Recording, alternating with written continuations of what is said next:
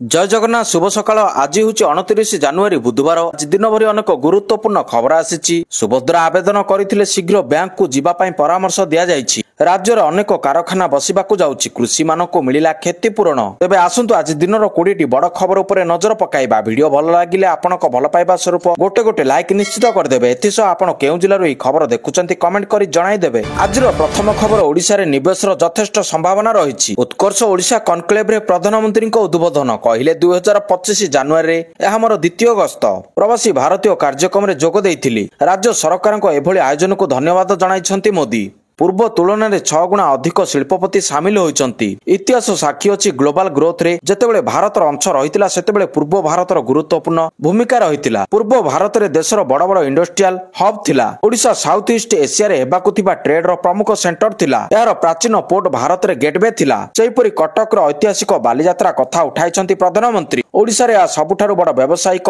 पेंटस्थली बोली मध्य कहिछंती परवर्ती खबर सुभद्रा योजना नहीं प्रभाती परिडा बड़ सूचना कहले जानुआरी 29 और 30 बैंक को जातु सुभद्रा आवेदनकारी को उपमुख्यमंत्री प्रभाती परिडा परामर्श जानुआरी 29 और 30 तारीख बैंक को जातु 2 दिन बैंक गुड़िक स्वतंत्र भाव में ध्यान देवे जो मानक कॉल आसी मेसेज आसी जातु भच और द्वंद्व दूर पर आवेदनकारी को बैंक जीवाकू पड़िबो बैंक मानक बैनर लागिथिबो सेठी पहुंचीबे बैंक पहुंची घच अड़ुआ दूर कले समस्ते टंका पाइबे वर्तमान सुधा 1,23,23,249 सुभद्रा पाई आवेदन करिसंती सेमानक मध्यरु 80,29,741 जन को सहायता राशि प्रदान करा जायछि 3,31,188 जन को एनपीसीआई फेल होइछि चतुर्थ पर्याय पूर्व सुभद्रा हिताधिकारी मानक मिलिब शेष सुजोग याकु नै सूचना देइछंती उपमुख्यमंत्री प्रभाती परिडा परवर्ती खबर ओडिशा रे हेबो स्टील प्लांट 50,000 कोटी टंकार निवेश करिबा आदित्य बिर्ला केन्दुझर रे हेबाकू जाउछि स्टील प्लांट एनै राज्य सरकारक सह एमओयू स्वाक्षर करिछि जेएसडब्ल्यू केन्दुझर रे आयरन बेल्ट थिबारु मुख्यमंत्री मोहन माझी आग्रह प्रकाश करिसंती एतिस ओडिशा रे 50,000 कोटी टंकार निवेश करिबा आदित्य बिर्ला उत्कर्ष ओडिशा मेक इन ओडिशा रे जोगदेई ए सूचना दैछंती आदित्य बिर्ला अध्यक्ष कुमार मंगलम बिर्ला ओडिशा रे एल्युमिनियम रिफाइनरी एवं एल्युमिनियम स्केलेटर करबाकू योजना करिछि आदित्य बिर्ला उत्कर्ष ओडिशा सम्मेलन को निवेश मानक स्वागत करी मुख्यमंत्री मोहन चरण माझी कहचंती शिल्प क्षेत्र रे ओडिशा देशर ड्राइविंग इंजिन हेबो परवर्ती खबर तातिले मिशन शक्ति महिला केन्द्रापड़ा रे जिलापाल कार्यालय घेरिले मिशन शक्ति इसी मेंबर को छटई नकरी स्थायी नियुक्ति और दरमा वृद्धि दाबी मिशन शक्तिर इसी मेंबर माने जिलापाल कार्यालय सम्मुख में प्रतिवाद करिसंती एथिरे जिले में अनेक महिला सामिल होइछंती सेमानक निज दाबी अनुसार बिना पारिश्रमिक रे दीर्घ वर्ष धरी चाकरी करिबा परे पूर्व सरकार प्रथमे 300 परे 1500 टंका वृद्धि करथिले किंतु एबे सरकार इसी सदस्यों को पुनर्गठन करिबार निष्पत्ति नेबारु उत्त्यक्त होइछंती महिला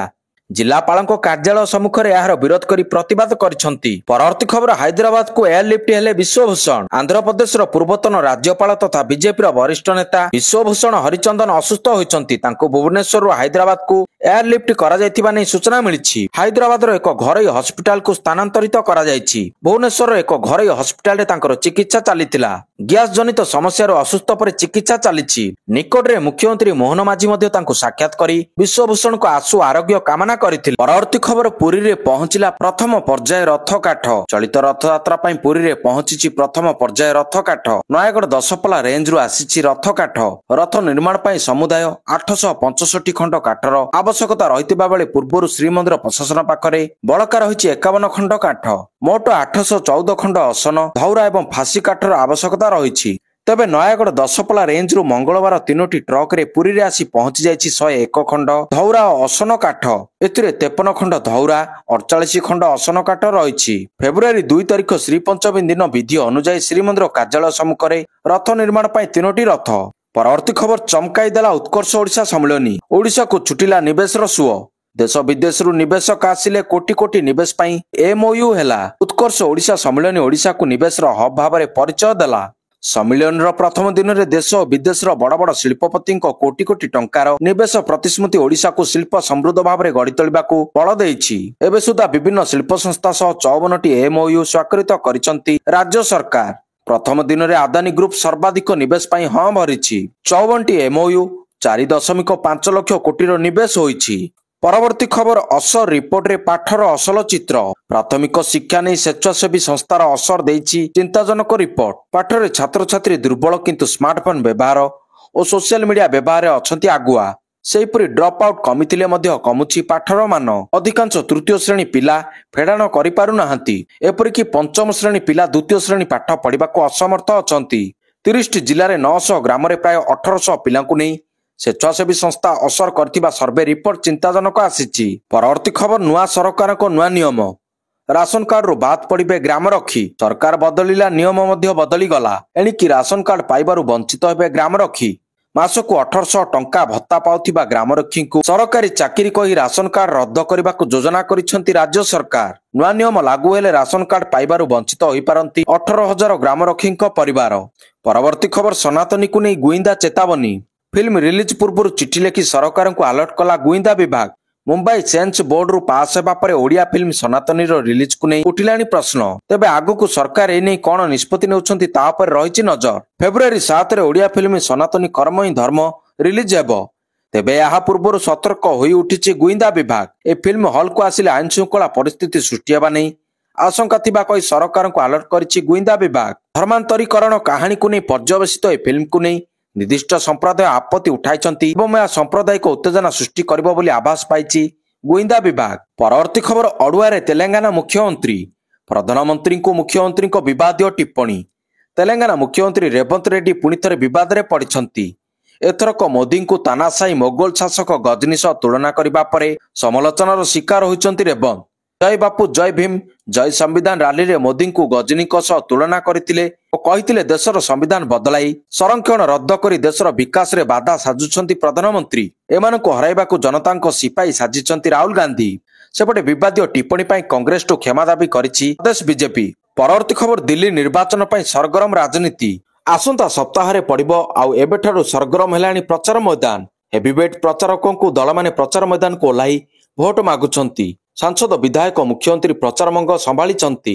ଏହି କ୍ରମରେ ଗତକାଲି ଦିଲ୍ଲୀରେ ଗୃହମନ୍ତ୍ରୀ ଅମିତ ଶାହା, ଉତ୍ତର ପ୍ରଦେଶର ମୁଖ୍ୟମନ୍ତ୍ରୀ ଯୋଗୀ ଆଦିତ୍ୟନାଥ, ଆପ୍ ମୁଖ୍ୟ ଅରବିନ୍ଦ କେଜରିୱାଲ, କଂଗ୍ରେସ ସାଂସଦ ରାହୁଲ ଗାନ୍ଧୀଙ୍କ ସହ ହେଭିୱେଟ୍ ଚେହେରା ପ୍ରଚାର କରିଛନ୍ତି। ନେତାମାନେ ବିଭିନ୍ନ ପ୍ରସଙ୍ଗ ଉଠାଇ ପରସ୍ପରକୁ ଆକ୍ଷେପ କରିବା ସହ ମାଳମାଳ ଅଭିଯୋଗ କରିଛନ୍ତି। ଏଥରକ ଦିଲ୍ଲୀରେ ଦେଖିବାକୁ ମିଳିବ ତ୍ରିମୁଖୀ ଲଢ଼େଇ।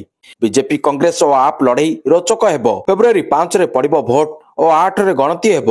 ବ୍ୟାକ୍ଟେରିଆ ଜିବିଏସ୍ ଦ୍ୱାରା ଆକ୍ରାନ୍ତ 17 ଜଣଙ୍କ ସ୍ୱାସ୍ଥ୍ୟ ଅବସ୍ଥା ଗୁରୁତର ହୋଇପଡ଼ିଛି। ଭେଣ୍ଟିଲେଟରରେ ଚିକିତ୍ସା ଚାଲିଛି। ସେପଟେ ଗତକାଲି ନାଗପୁର ଓ ଏହାର ଆଖପାଖ ସହରରୁ ଆଉ 10 ଜଣ ରୋଗୀ ମିଳିବା ପରେ ଭୟ ବଢ଼ିଛି।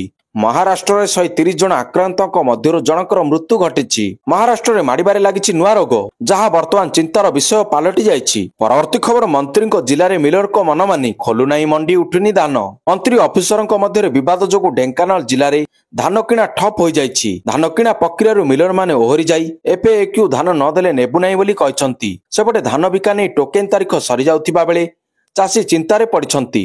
ଢେଙ୍କାନାଳ ଜିଲ୍ଲାରେ ଆରମ୍ଭ ହୋଇଛି ଚାଷୀ ଆନ୍ଦୋଳନ। ମିଲରମାନଙ୍କ ମନମାନି ଯୋଗୁଁ ମଣ୍ଡି ଖୋଲୁନାହିଁ କିମ୍ବା ଚାଷ ଧାନ ବିକ୍ରି କରିପାରୁନାହାନ୍ତି। ଖୋଦ୍ ଯୋଗାଣ ମନ୍ତ୍ରୀଙ୍କ ଜିଲ୍ଲାରେ 5 ଦିନ ହେଲା ଏଭଳି ଅଚଳାବସ୍ଥା ଲାଗି ରହିଥିବା ପରେ ତାତିଛନ୍ତି ଚାଷୀ। ପରବର୍ତ୍ତୀ ଖବର, ଅଯୋଧ୍ୟାକୁ ଆସିବା ମନା। ଅଯୋଧ୍ୟାବାସୀଙ୍କୁ ରାମ ମନ୍ଦିର ମନା। ଏଭଳି ନିୟମ ଲାଗୁ କରିଛନ୍ତି ଉତ୍ତରପ୍ରଦେଶ ଅଯୋଧ୍ୟା ରାମ ମନ୍ଦିର ପ୍ରଶାସନ। ଶ୍ରଦ୍ଧାଳୁଙ୍କ ଭିଡକୁ ନଜର ରଖି ଏଭଳି ନିର୍ଦ୍ଦେଶ ଦେଇଛନ୍ତି ରାମ ମନ୍ଦିର ତୀର୍ଥକ୍ଷେତ୍ର ଟ୍ରଷ୍ଟ ବୋର୍ଡ। ଏନେଇ ରାମ ମନ୍ଦିର ପରିଚାଳନା ମାନେ ଏକ ଆଡଭାଇଜାରୀ ମଧ୍ୟ ଜାରି କରିଛନ୍ତି। ଏଥିରେ ଅଯୋଧ୍ୟାବାସୀ ତଥା ଏହାର ଆଖପାଖ ଜିଲ୍ଲାରୁ ଶ୍ରଦ୍ଧାଳୁଙ୍କୁ ଆସିବାକୁ ମନା କରାଯାଇଛି। ବାହାର ରାଜ୍ୟରୁ ମହାକୁମ୍ଭ ପାଇଁ ଆସୁଥିବା ଶ୍ରଦ୍ଧାଳୁଙ୍କ ସୁବିଧା ପାଇଁ ଏଭଳି ନିୟମ ଲାଗୁ କରାଯାଇଛି। ଆଗାମୀ 15ରୁ 20 ଦିନ ମନ୍ଦିର ନ ଆସିବା ପାଇଁ ଏହି ଆଡଭାଇଜରୀରେ କୁହାଯାଇଛି। ପରବର୍ତ୍ତୀ ଖବର, ଖୁବ୍ ଶୀଘ୍ର ଭାରତ ଆସିବ ମାଷ୍ଟର ମାଇଣ୍ଡ। ଆମେରିକାରୁ 26/11 ମାଷ୍ଟର ମାଇଣ୍ଡ ତହବୁର ରାଣାର ପ୍ରତ୍ୟାର୍ପଣ ପାଇଁ ଜୋରଦାର ହେଲା କସରତ। ଆମେରିକା ଯିବ ଏଏନ୍ଆଇ ଟିମ୍। ସୂଚନା ମୁତାବକ 2ରୁ 3 ଅଧିକାରୀ ଚଳିତ ସପ୍ତାହରେ ଆମେରିକା ଯିବେ। ଏନେଇ ଗୃହ ମନ୍ତ୍ରାଳୟ ପକ୍ଷରୁ ସୂଚନା ମିଳିଛି। ଦୀର୍ଘ ଦିନର ପ୍ରୟାସ ପରେ 25 ତାରିଖରେ କୂଟନୈତିକ କ୍ଷେତ୍ରରେ ଭାରତକୁ ବଡ଼ ସଫଳତା ମିଳିଛି। ଆମେରିକା ସୁପ୍ରିମକୋର୍ଟ ମୁମ୍ବାଇ ଆକ୍ରମଣ ଦୋଷୀ ତହବୁର ରାଣାକୁ ଭାରତ ପ୍ରତ୍ୟାବର୍ତ୍ତନକୁ ମଞ୍ଜୁରୀ ଦେଇଥିଲେ ତହବୁର ପକ୍ଷରୁ କରାଯାଇଥିବା ଆବେଦନକୁ କୋର୍ଟ ଖାରଜ କରିଦେଇଛନ୍ତି। ପରବର୍ତ୍ତୀ ଖବର, ମହାକୁମ୍ଭ ଯାତ୍ରୀଙ୍କ ଉପରକୁ ପଥର ମାଡ଼। ପ୍ରୟାଗରାଜ ଯାଉଥିବା ଟ୍ରେନ ଉପରେ ପଥର ମାଡ଼ ହୋଇଛି। ହରପାଲପୁର ଠାରେ ଟ୍ରେନ ଉପରକୁ ପଥର ମାଡ଼ କରାଯାଇଛି। ଆକ୍ରମଣକାରୀମାନେ ଟ୍ରେନ ଉପରକୁ ପଥର ମାଡ଼ କରିବା ସହ ଭଙ୍ଗାରୁଜା ମଧ୍ୟ କରିଛନ୍ତି। ସବୁଠାରୁ ବଡ଼ କଥା ହେଲା ଏହି ଟ୍ରେନରେ ମହାକୁମ୍ଭ ମେଳା ପାଇଁ ଯାତ୍ରୀ ଯାତ୍ରା କରୁଥିଲେ। ମୈନି ଅମାବାସ୍ୟା ଥିବାରୁ ଲକ୍ଷ ଲକ୍ଷ ଶ୍ରଦ୍ଧାଳୁଙ୍କ ସମାଗମ ଘଟିଛି। ମିଳିଥିବା ସୂଚନା ଆଧାରରେ ହରପାଲପୁର ଷ୍ଟେସନରେ ରାତି ପ୍ରାୟ 1 ଘଣ୍ଟାରେ ଟ୍ରେନ ଉପରେ ଆକ୍ରମଣ କରାଯାଇଥିଲା। କିଛି ଦୁର୍ବୃତ୍ତ ମଧ୍ୟରାତ୍ରିରେ ଟ୍ରେନ ଉପରକୁ ଅଚାନକ ଆକ୍ରମଣ କରିଥିଲେ, ଯାହାକୁ ନେଇ ଭୟଭୀତ ହୋଇ ଉଠିଥିଲେ ଯାତ୍ରୀ। ପରବର୍ତ୍ତୀ ଖବର ଭାରତ ଚୀନର ନାମ ନେଇ ଟ୍ରମ୍ପଙ୍କ ଧମକ। ଆମେରିକା ରାଷ୍ଟ୍ରପତି ଡୋନାଲ୍ଡ ଟ୍ରମ୍ପ ମଙ୍ଗଳବାର ଦିନ ପୁଣି ଥରେ ଦେଶ ହିତରେ ଟାରିଫ ଲଗାଇବାକୁ ନେଇ ବଡ଼ ବୟାନ ଦେଇଛନ୍ତି। ସେ କହିଛନ୍ତି କି ଯେଉଁ ଦେଶ ଆମେରିକାର କ୍ଷତି ପହଞ୍ଚାଇବାକୁ ଚେଷ୍ଟା କରିବ ସେହି ଦେଶ ଉପରେ ଆମେରିକା ଟାରିଫ ଲଗାଇବ। ଚୀନ, ଆମେରିକା ଓ ବ୍ରାଜିଲର ନାମ ନେଇ ଟ୍ରମ୍ପ କହିଛନ୍ତି କି ଏହି ତିନି ଦେଶ ଆମେରିକା ଉପରେ ଅଧିକ ଟାରିଫ ଲଗାଇଛନ୍ତି। ଫ୍ଲୋରିଡାଠାରେ ରିପବ୍ଲିକାନ ପାର୍ଟିର କାର୍ଯ୍ୟକ୍ରମରେ ଯୋଗଦେଇ ଟ୍ରମ୍ପ କହିଛନ୍ତି ଯେଉଁ ଦେଶମାନେ ଆମେରିକାର କ୍ଷତି କରିବାକୁ ଚାହୁଁଛନ୍ତି କିମ୍ବା ଚେଷ୍ଟା ମଧ୍ୟ କରୁଛନ୍ତି ଆମେରିକା ସେମାନଙ୍କ ଉପରେ ଟାରିଫ ଲଗାଇବ। ପରବର୍ତ୍ତୀ ଖବର ଇଣ୍ଡଷ୍ଟ୍ରିଆଲ ପାର୍କ କରିବ ଆଦାନୀ। ଧାମରାରେ ଆଦାନୀ କରିବ ଇଣ୍ଡଷ୍ଟ୍ରିଆଲ ପାର୍କ। ଉତ୍କର୍ଷ ଓଡ଼ିଶାରେ ସରକାରଙ୍କ ସହ ଚୁକ୍ତି ସ୍ୱାକ୍ଷର ହୋଇଛି। 5000 ଏକର ଜାଗାରେ ହେବ ତିଆରି। ପୋର୍ଟ ସମ୍ପ୍ରସାରଣ କରିବ ଆଦାନୀ ଗ୍ରୁପ। ରାଜ୍ୟ ସରକାରଙ୍କ ସହ ଏମଓୟୁ କରିଛି ଆଦାନୀ ଗ୍ରୁପ। ଓଡ଼ିଶାରେ ନିବେଶ କରିବ 2.28 ଲକ୍ଷ କୋଟି। ରାଜ୍ୟରେ କପର ବଏଲ ପ୍ଲାଣ୍ଟ କରିବ ବିର୍ଲା ଗ୍ରୁପ। ଆସିଲା ପରବର୍ତ୍ତୀ ଖବର 1 ଲକ୍ଷ କୋଟି ନିବେଶ କରିବ ବେଦାନ୍ତ। ରାୟଗଡ଼ାରେ ନୂଆ ପ୍ଲାଣ୍ଟ ପ୍ରତିଷ୍ଠା କରିବ ବେଦାନ୍ତ। ସୂଚନା ଦେଲେ ବେଦାନ୍ତ ଅଧ୍ୟକ୍ଷ ଅନିଲ ଅଗ୍ରୱାଲ। 1 ଲକ୍ଷ କୋଟି ନିବେଶ କରିବ ବେଦାନ୍ତ। ଓଡ଼ିଶାରେ ପସ୍କୋ ଶିଳ୍ପ ପାଇଁ ନିଷ୍ପତ୍ତି ହୋଇନି, ଏନେଇ ସୂଚନା ଦେଇଛନ୍ତି ଜେଏସଡବ୍ଲ୍ୟୁ ଗ୍ରୁପ ଅଧ୍ୟକ୍ଷ ସଜନ ଜିନ୍ଦଲ। ଆଲୋଚନା ଚାଲିଥିବା କହିଲେ ସଜନ ଜିନ୍ଦଲ। ପରବର୍ତ୍ତୀ ଖବର ନିରଞ୍ଜନଙ୍କ ଘରୁ ପୁଣି ଥରେ ଚୋରି ଉଦ୍ୟମ। ବରିଷ୍ଠ କଂଗ୍ରେସ ନେତା ନିରଞ୍ଜନ ପଟ୍ଟନାୟକଙ୍କ ଘରୁ ପୁଣି ଥରେ ଚୋରି ଉଦ୍ୟମ ହୋଇଛି। ଆଇଆରସି ଭିଲେଜରେ ଥିବା ଆଉ ଏକ ଘରେ ପଶିଥିଲା ଚୋର। ଘରେ ଚୋର ପଶିଥିବା ସିସିଟିଭିରେ ହୋଇଛି କଏଦ। ଝରକା ଖୋଲି ଘର ଭିତରକୁ ଯିବା ପାଇଁ କରିଥିଲା ଉଦ୍ୟମ। ଘରର କର୍ମଚାରୀ ଦେଖିବାରୁ ଦୌଡ଼ିବାକୁ ଲାଗିଥିଲା। ଅଭିଯୁକ୍ତକୁ କାବୁ କରି ପଚରାଉଚରା କରୁଛି ପୋଲିସ। ପରବର୍ତ୍ତୀ ଖବର ସାମ୍ନାକୁ ଆସିଲା ବାବା ସିଦ୍ଦିକି ହତ୍ୟାକାଣ୍ଡର ସତ। କାହିଁକି କରାଯାଇଥିଲା ବାବା ସିଦ୍ଦିକିଙ୍କୁ ହତ୍ୟା? କାରଣ କହିଲା ମୁଖ୍ୟ ସୁଟର। ବାବା ସିଦ୍ଦିକିଙ୍କୁ ହତ୍ୟା କରିଥିବା ମୁଖ୍ୟ ସୁଟର ଶିବ କୁମାର ଗୌତମ ପୋଲିସକୁ ଦେଇଥିବା ନିଜ ବୟାନରେ ହତ୍ୟାର କାରଣ କହିଛି। କୁଖ୍ୟାତ ଆତଙ୍କବାଦୀ ଦାଉଦ ଇବ୍ରାହିମ ସହ ବନ୍ଧୁତା ଓ 1993 ମୁମ୍ବାଇ ବିସ୍ଫୋରଣ ବିଷୟରେ ଜାଣିଥିବା ଅଭିଯୋଗ କରି ବାବା ସିଦ୍ଦିକିଙ୍କୁ ହତ୍ୟା କରିବାକୁ ବିଷ୍ଣୋଇ ଗ୍ୟାଙ୍ଗ ତାଙ୍କୁ ସୁପାରି ଦେଇଥିବା କହିଛି ଶିବ କୁମାର ଗୌତମ। ଜେରା ବେଳେ ନିଜ ଦୋଷ ସ୍ୱୀକାର କରି ଏଭଳି ବୟାନ ଦେଇଛି ମୁଖ୍ୟ ସୁଟର। ପରବର୍ତ୍ତୀ ଖବର ଆବାସ ପାଇଁ ଶପଥ ପାଠ। ମାଲକାନଗିରି ବଣ୍ଡାଘାଟିରେ ରହୁଥିବା ଆଦିମ ଜନଜାତିର ଲୋକଙ୍କୁ ଶପଥ ପାଠ କରାଇଛନ୍ତି ଅଧିକାରୀ। ଆବାସ ଯୋଜନାରେ ପକ୍କା ଘର ନେବାକୁ ଆଦିମ ବଣ୍ଡା ଜନଜାତିର ଲୋକେ ପସନ୍ଦ କରୁନଥିବା ବେଳେ ବଣ୍ଡାଘାଟିରେ ଘରକୁ ଘର ବୁଲି ବୁଝାସୁଝା କରିବା ସହ ବଣ୍ଡା ଜନଜାତିର ଲୋକଙ୍କୁ ଶପଥ ପାଠ କରାଇଛନ୍ତି ମୁଖ୍ୟ ଉନ୍ନୟନ ଅଧିକାରୀ ନରେଶ ଶବର। ନିଜ ପାରମ୍ପରିକ ମାଟି ଓ ଖପର ଚାଳ ଘର ବଦଳରେ ପକ୍କା ଘର ନେବାକୁ ଅମଙ୍ଗ ହେଉଛନ୍ତି ବଣ୍ଡା ସମ୍ପ୍ରଦାୟର ଲୋକେ। ତେଣୁ ବଣ୍ଡାଘାଟିରେ ଆଶାଠାରୁ ବହୁ କମ୍ ଆବାସ ଘର ନିର୍ମାଣ ହୋଇଛି। ପରବର୍ତ୍ତୀ ଖବର ଚାଷୀଙ୍କୁ ମିଳିଲା କ୍ଷତିପୂରଣ। ଅଦିନିଆ ବର୍ଷାରେ ନଷ୍ଟ ହୋଇଥିବା ଫସଲର କ୍ଷତିପୂରଣ ପ୍ରଦାନ କରିଛି ପ୍ରଶାସନ। ସତ୍ୟବାଦୀ ଅଞ୍ଚଳର ଚାଷୀଙ୍କୁ ପ୍ରଥମ ପର୍ଯ୍ୟାୟରେ କ୍ଷତିପୂରଣ ପ୍ରଦାନ କରାଯାଇଛି। ସତ୍ୟବାଦୀ ଅଞ୍ଚଳର 24ଟି ପଞ୍ଚାୟତର ଚାଷୀଙ୍କର ବ୍ୟାପକ ଫସଲ ନଷ୍ଟ ହୋଇଥିଲା। କ୍ଷୟକ୍ଷତି ଆକଳନ ପରେ ସତ୍ୟବାଦୀ ପାଇଁ ଆସିଛି 3,31 ଲକ୍ଷ ଟଙ୍କା। ଜୟପୁର କାଦୁଆ ବିଶ୍ୱନାଥପୁର ଦାସ ବିଦ୍ୟାଧରପୁର ପଞ୍ଚାୟତ ଚାଷୀଙ୍କ ପାଇଁ କ୍ଷତିପୂରଣ ରାଶି 56 ଲକ୍ଷ ଟଙ୍କା ଦିଆଯାଇଛି। ପରବର୍ତ୍ତୀ ଖବର ଶ୍ରୀମନ୍ଦିର ନୀଳଚକ୍ର ଉପରେ 25 ମିନିଟ ଧରି ଉଡ଼ିଲା ଡ୍ରୋନ୍। ପୁଣି ଥରେ ଶ୍ରୀମନ୍ଦିର ନିଷିଦ୍ଧାଞ୍ଚଳରେ ଉଡ଼ିଲା ଡ୍ରୋନ୍। ପ୍ରାୟ 25 ମିନିଟ ଧରି ଡ୍ରୋନ୍ଟି ଶ୍ରୀମନ୍ଦିର ନୀଳଚକ୍ର ଉପରିଭାଗ ଓ ପରିକ୍ରମା ମାର୍ଗରେ ପଇଁତରା ମାରିଥିଲା। ଡ୍ରୋନ୍ଟି କେଉଁଠାରୁ ଅପରେଟ୍ ହେଉଥିଲା ତାହା ଏପର୍ଯ୍ୟନ୍ତ ଜଣାପଡ଼ିନାହିଁ। ତେବେ ଏହାକୁ ନେଇ ସିଂହଦ୍ୱାର ଥାନାରେ ଲିଖିତ ଅଭିଯୋଗ ହୋଇଛି। ଡ୍ରୋନ୍ ଉଡ଼ାଉଥିବା ବ୍ୟକ୍ତିଙ୍କ ବିରୋଧରେ ଦୃଢ଼ କାର୍ଯ୍ୟାନୁଷ୍ଠାନ ଗ୍ରହଣ କରାଯିବ ବୋଲି ପୁରୀ ଏସ୍ପି କହିଛନ୍ତି। ପରବର୍ତ୍ତୀ ଖବର ପେଟିଏମ୍ ପେମେଣ୍ଟ ସର୍ଭିସର ସିଇଓ ନକୁଳ ଜୈନଙ୍କ ଇସ୍ତଫା। ପିପିଏସ୍ଏଲ୍ର ପରିଚାଳନା ନିର୍ଦ୍ଦେଶକ ଏବଂ ମୁଖ୍ୟ କାର୍ଯ୍ୟନିର୍ବାହୀ ଅଧିକାରୀ ସିଇଓ ନକୁଳ ଜୈନ ତାଙ୍କ ପଦବୀରୁ ଇସ୍ତଫା ଦେଇଛନ୍ତି। 197 କମ୍ୟୁନିକେସନ ଷ୍ଟକ୍ ମାର୍କେଟକୁ ଏକ ନୋଟିସରେ ଏହି ସୂଚନା ଦେଇଛି। ପେଟିଏମ୍ ପଏଣ୍ଟ ସର୍ଭିସେସ୍ ହେଉଛି 197 କମ୍ୟୁନିକେସନର ଏକ ସହାୟତା company. Paytm payment services limited ହେଉଛି 197 କମ୍ୟୁନିକେସନର ମାଲିକାନା। ତେବେ ନକୁଳ ଜୈନ ନିଜର ବ୍ୟବସାୟିକ ଯାତ୍ରା ଆରମ୍ଭ କରିବା ପାଇଁ ପଦ ଛାଡ଼ିଛନ୍ତି। ସୋମବାର ଏକ ଷ୍ଟକ୍ ଏକ୍ସଚେଞ୍ଜ ଫାଇଲିଂରେ କମ୍ପାନୀ ଏହି ସୂଚନା ଦେଇଛି। ପରବର୍ତ୍ତୀ ଖବର ମତ୍ସ୍ୟଜୀବୀଙ୍କ ଉପରେ ଗୁଳିମାଡ଼ ଘଟଣା। ମଙ୍ଗଳବାର ଦିନ ଶ୍ରୀଲଙ୍କାର ଡେଭ୍ଟ ଦ୍ୱୀପ ନିକଟରେ 13 ଜଣ ଭାରତୀୟ ମତ୍ସ୍ୟଜୀବୀଙ୍କ ଉପରେ ଗୁଳିଚାଳନା ଘଟଣାରେ ବୈଦେଶିକ ମନ୍ତ୍ରଣାଳୟ ବିରୋଧ କରିଛି। ଏନେଇ ନୂଆଦିଲ୍ଲୀରେ ଏମିଇ ଶ୍ରୀଲଙ୍କାର ହାଇ କମିଶନରଙ୍କୁ ଡକାଇଛି। ମଝି ସମୁଦ୍ରରେ ମାଛ ଧରିବାକୁ ଯାଇଥିବା ବେଳେ ତାମିଲନାଡୁର ମତ୍ସ୍ୟଜୀବୀଙ୍କ ଉପରେ ଶ୍ରୀଲଙ୍କା ନୌସେନା ତାଙ୍କ ଉପରେ ଗୁଳିମାଡ଼ କରିଥିଲା। ବର୍ତ୍ତମାନ ସେମାନେ ହସ୍ପିଟାଲରେ ଚିକିତ୍ସିତ ହେଉଛନ୍ତି। ଏହି ଗୁଳିମାଡ଼ରେ 5 ଜଣ ମତ୍ସ୍ୟଜୀବୀ ଆହତ ହୋଇଥିବା ବେଳେ 13 ଜଣଙ୍କୁ ଶ୍ରୀଲଙ୍କା ନୌସେନା ଅନ୍ତର୍ଜାତୀୟ ସମୁଦ୍ର ସୀମାରେଖା ପାର କରି ତାଙ୍କ ଅଞ୍ଚଳରେ ମାଛ ଧରିବା ଅଭିଯୋଗରେ ଗିରଫ କରିଥିଲା। ପରବର୍ତ୍ତୀ ଖବର କେଜରିୱାଲଙ୍କୁ ନିର୍ବାଚନ ଆୟୋଗଙ୍କ ନୋଟିସ୍। ଦିଲ୍ଲୀର ଯମୁନା ଜଳକୁ ନେଇ ଜୋର ଧରିଛି ରାଜନୀତି। ଏହାକୁ ନେଇ ନିର୍ବାଚନ ଆୟୋଗ ପୂର୍ବତନ ଦିଲ୍ଲୀ ମୁଖ୍ୟମନ୍ତ୍ରୀ ଅରବିନ୍ଦ କେଜରିୱାଲଙ୍କୁ ନୋଟିସ୍ କରିଛନ୍ତି। ଯମୁନା ଜଳ ବିଷାକ୍ତ ହୋଇଥିବା ଅଭିଯୋଗ କରିଥିଲେ କେଜରିୱାଲ।